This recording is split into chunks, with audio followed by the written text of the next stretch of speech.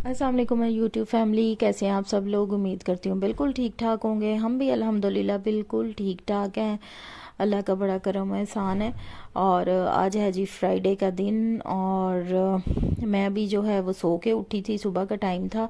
और ये अभी चाय पीने लगी थी। और ये आप कपड़े देख सकते हैं, सामने वाली चेयर पे धुले हुए कपड़े हैं और साथ वाली चेयर पे धोए हुए कपड़े हैं। और आज मौसम जो है ना वो काफ़ी ज़्यादा ठंडा है। अभी तो ये दूर से नज़र आ रहा है ना आपको, तो इतना क्लियर नज़र नहीं आएगा। अभी जो है ना वो मेरी हेल्पर काम वगैरह सारा करके गई थी, किचन साफ़ करके घर साफ़ करके गई थी। और मैं क्योंकि बहुत ज़्यादा ठंड हुई हुई थी और ये तकरीबन मार्च का ना मिड है, तो गर्मी काफ़ी थी लेकिन बारिश की वजह से ना काफ़ी ठंड हुई हुई थी। तो मैं ना चाय पीने लगी थी, मैंने कहा चलें चाय पीते हैं। और उसके बाद जो है ना बच्चे भी आज स्कूल नहीं गए थे, बच्चों ने भी आज छुट्टी की थी क्योंकि बारिश काफ़ी ज़्यादा हो रही थी। और फ्राइडे को जो है ना वो हमारा स्पेशल ये होता है कि हमने फ्राइडे को ना, तो मतलब कि जो फ्राइडे का दिन होता है ना, जो हमने नाश्ता करना होता है ना, वो हमने करना होता है नान और हलीम का। ये हमारे शहर का सबसे फेमस हलीम है और बहुत ही मज़े का हलीम है। और मैंने अपने हस्बैंड से कहा था कि कोफ्ते जो है ना वो मेरे लिए आपने दो डलवाने, मैंने दो कोफ्ते खाने हैं। और नूर को जो है ना वो कोई रुमाल नहीं मिला था और वो इसी के अंदर उठा के ना तो वो नान लपेट के ले आई थी। बस जैनब को भी बहुत ज़्यादा पसंद है। तो अभी हम यहाँ पे नाश्ता करने लगे थे, जैनब के बाबा अभी आए नहीं है। मैंने कहा चलो आप लोग तो नाश्ता करो ना, तो आपके बाबा आ जाते हैं तो वो फिर कर लेंगे नाश्ता भी आके। तो अभी बच्चे और मैं जो थे ना वो हम लोग नाश्ता करने लगे थे। और मैं व्लॉग बनाने में लगी हुई थी, वीडियो रिकॉर्ड करने में मुझे ख्याल ही नहीं रहा। नूर को मैंने कहा कि बर्तन ला के रखो, उसने पता नहीं कौन से उल्टे सीधे ला के ना बर्तन रख दिए। तो बस जब मैंने वीडियो रिकॉर्ड कर ली ना, अभी मैं वॉइस ओवर करने लगी हूँ, तो मैंने देखा कि इसे तो बर्तन ही जो है ना वो प्लेट्स मैंने बिल्कुल ही रफ वाली जो थी ना वो इसने रखी हुई थी। लेकिन चलें, खैर है, इसी तरह से चलता रहता है। तो बस ये अभी शाम का टाइम हो गया था और बच्चे कह रहे थे कि मामा हमें भूख लगी है बहुत ज़्यादा, तो हमें जो है ना वो आप लोग फ्राई बना के दें, फ्राइज़ सॉरी बना के दें। एक्चुअली जो है ना वो मेरे हस्बैंड का एक स्टूडेंट है, तो वो ना पूरी आलूओं की बोरी दे गया था। तो अब वो ख़त्म भी तो किसी तरह करने हैं ना। तो माशाल्लाह से रमज़ानुल मुबारक में भी बस 1 वीक रह गया। और हम उससे पहले ही, हमारा तो खैर हर दूसरे तीसरे दिन का काम है क्योंकि ज़ैनब को वो फ्राइज़ काफ़ी ज़्यादा पसंद है। ज़ैनब बहुत ज़्यादा शौक़ से खाती है। तो मैंने कहा था कि चलें साथ साथ आज मैं आप लोगों के साथ व्लॉग भी शेयर कर लेती हूँ और मैं आपको दिखाती हूँ कि मैं फ़्राइज़ भी बना रही हूँ। तो ये अभी जो है ना हम आपको दिखाएंगे। ये लें जी, मौसम देखें, ये तकरीबन 4 बजे का टाइम था और इतने ज़्यादा बादल थे और इतनी ठंड हुई हुई थी। बारिश, आपको पता है मार्च अप्रैल में बारिश हो तो कितनी ज़्यादा ठंड हो जाती है, ऐसे लगता है जैसे बिल्कुल वो नवंबर दिसंबर, मतलब कि जनवरी फरवरी वाली जो ठंड है ना वो वापस आ गई है, दिसंबर और जनवरी वाली। तो इस साल तो हमारे पाकिस्तान में ठंड भी बड़ी पड़ी है। मेरे कितने ज़्यादा व्लॉग्स ऐसे थे जो ठंड के अंदर थे, आप लोगों के साथ मैंने शेयर किए हुए हैं, आप लोगों ने देखे होंगे। तो ये काफ़ी ज़्यादा यहाँ पे पानी खड़ा था, बारिश भी हो रही थी। और अभी तो खैर रुकी हुई थी बारिश, लेकिन सुबह से काफ़ी ज़्यादा बारिश हो रही थी। तो आपको नज़र आ ही रहा होगा। तो इसी तरह से काफ़ी ज़्यादा बादल आए हुए थे, धूप तो आज बिल्कुल भी नहीं निकली। तो बस यहाँ पे फिर मैं बच्चों को व्लॉग बना के देने में मसरूफ़ थी सॉरी, फ्राइज़ बना के देने में मसरूफ़ थी, व्लॉग बना के देने में मसरूफ़ थी। तो फ्राइज़ बना रही थी। ये मैं कोई आप लोगों के साथ फ़्राइज़ की रेसिपी शेयर नहीं कर रही हूँ ये मत आप लोग समझिएगा कि पता नहीं मैं आप लोगों के साथ फ़्राइज़ की रेसिपी शेयर कर रही हूँ। बस मैं बच्चों को ना फ़्राइज़ बना रही थी। मैंने कहा चलें आप लोग जो है ना वो फ़्राइज़ खा लें, बहुत शौक़ से ये खा लेते हैं। देखिए कितने अच्छे माशाल्लाह से फ़्राइज़ बने।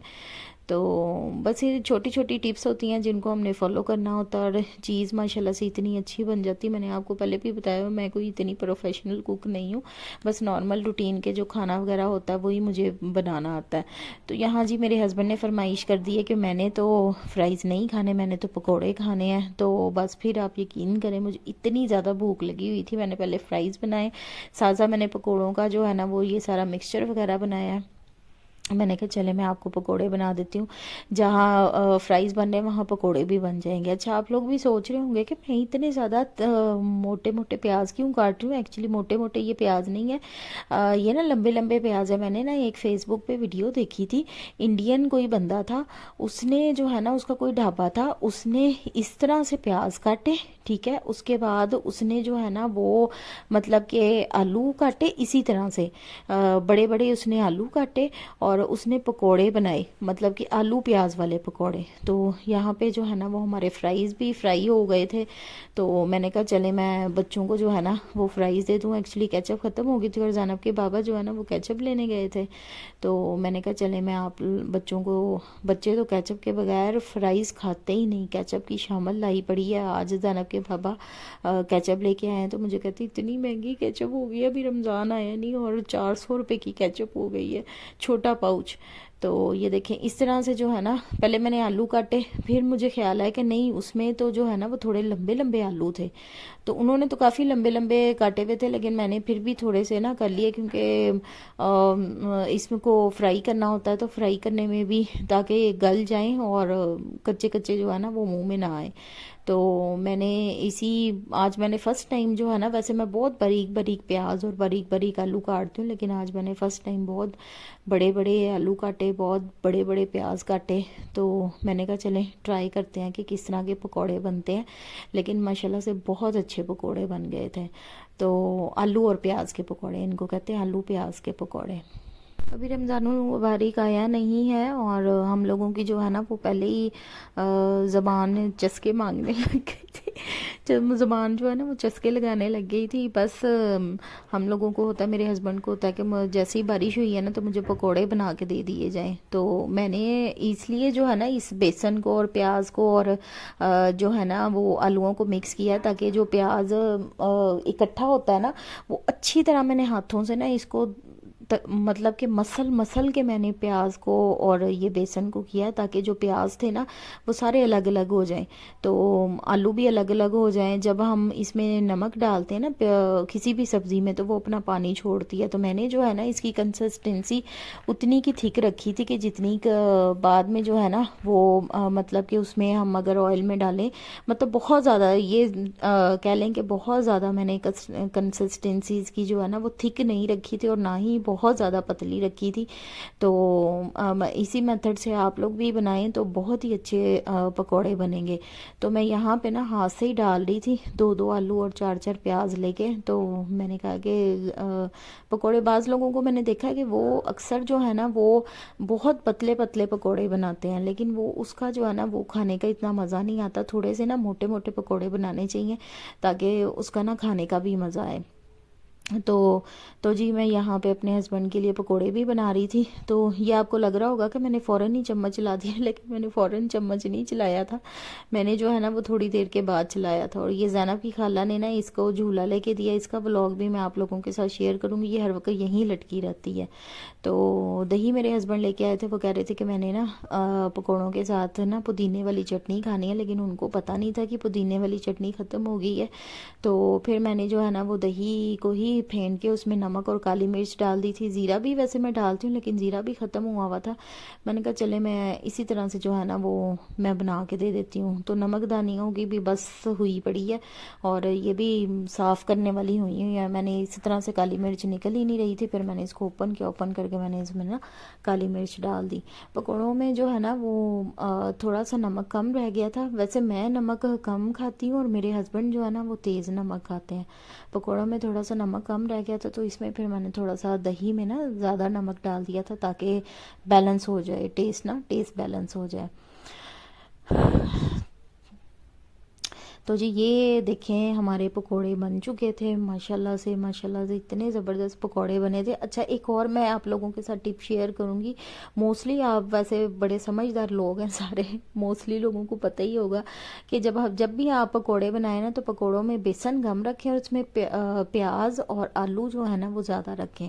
वैसे तो बाज़ लोग जो है वो पालक भी डालते हैं, पता नहीं क्या कुछ डालते हैं, लेकिन मुझे पालक बेसिकली पकोड़ों में पसंद नहीं है। मैं समझती हूँ कि पालक से ना पकोड़े मतलब कि कड़वे हो जाते हैं। मुझे पसंद नहीं है, इसीलिए मुझे लगता भी ऐसे ही कि पकोड़े ना कड़वे हो जाते हैं। ये देखें माशाल्लाह से कितने खूबसूरत पकोड़े बने थे, और मेरा इतना दिल चाह रहा था कि मैं बस बैठ के खाऊं, लेकिन बनाने किसने थे, बनाने थे तो खाने थे ना खुद ही बनाने हैं, खुद ही खाने हैं।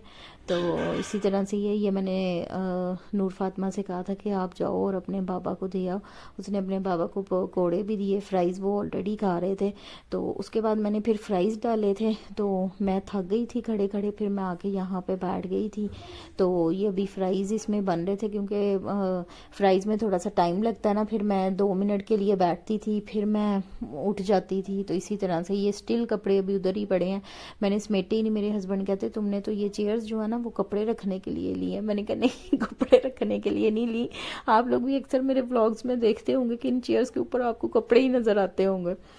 तो ये जी अब मेरी आई है खाने की बारी, और सब खाना खा चुके थे मतलब कि, और मेरे हिस्से में ये पकोड़े आए थे, 4 पकोड़े आए थे और थोड़े से फ्राइज़ आए थे। लेकिन ये आपको प्लेट भरी हुई लग रही होगी, लेकिन ये भरी भी नहीं है। मैंने इसको ना सब सारा फैला दिया था ताकि भरी भी लगे। वैसे ये मैंने गलत किया था, क्योंकि अक्सर लोग सोचेंगे कि पता नहीं मैं कितना ज़्यादा खाना खाती हूँ, लेकिन मैं इतना ज़्यादा खाना नहीं खाती हूँ। खाने का शौक़ बहुत है, लेकिन मैं खाती नहीं हूँ।